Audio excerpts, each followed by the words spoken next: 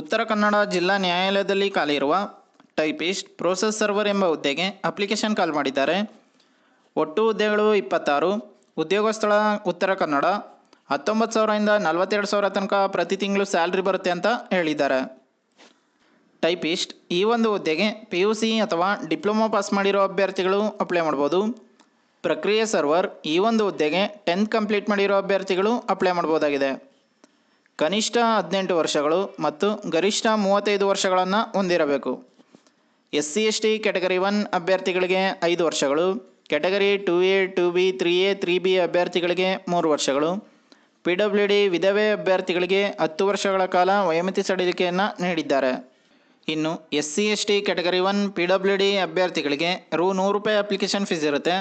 Category 2A 2B 3A 3B ಅಭ್ಯರ್ಥಿಗಳಿಗೆ ₹150 application fees ಇರುತ್ತೆ. ಸಾಮಾನ್ಯ ಅಭ್ಯರ್ಥಿಗಳಿಗೆ ₹300 ಅಪ್ಲಿಕೇಶನ್ ಫೀಸ್ ಇರುತ್ತೆ ಅಂತ ಹೇಳಿದ್ದಾರೆ.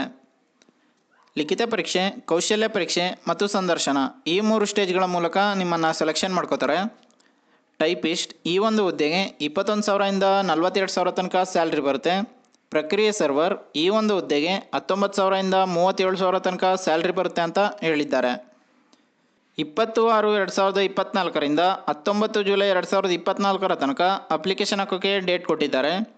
20 ಜುಲೈ 2024 ಅಪ್ಲಿಕೇಶನ್ ಫೀಸ್ ಪೇ ಮಾಡೋಕ್ಕೆ ಲಾಸ್ಟ್ ಡೇಟ್ ಆಗಿದೆ. uttarakanada.districtcourt.government.in ಈ ಒಂದು ವೆಬ್ಸೈಟ್ನಲ್ಲಿ ನೀವು ಅಪ್ಲಿಕೇಶನ್ ಹಾಕ್ಬೋದಾಗಿದೆ. ಇನ್ನು ಈ ಜಾಬ್ಗೆ ಸಂಬಂಧಪಟ್ಟ ಅಫಿಷಿಯಲ್ ನೋಟಿಫಿಕೇಶನ್ PDF ಅನ್ನು ಈ ವಿಡಿಯೋದ ಡಿಸ್ಕ್ರಿಪ್ಷನಲ್ಲಿ ಕೊಟ್ಟಿರ್ತೀನಿ. ಒಂದ್ಸಲ ಓದ್ಕೊಂಡು ನಂತರ ಅಪ್ಲೈ ಮಾಡಿ. ಅಪ್ಲೈ ಮಾಡೋ ಎಲ್ರಿಗೂ ಕೂಡ ಆಲ್ ದ ಬೆಸ್ಟ್.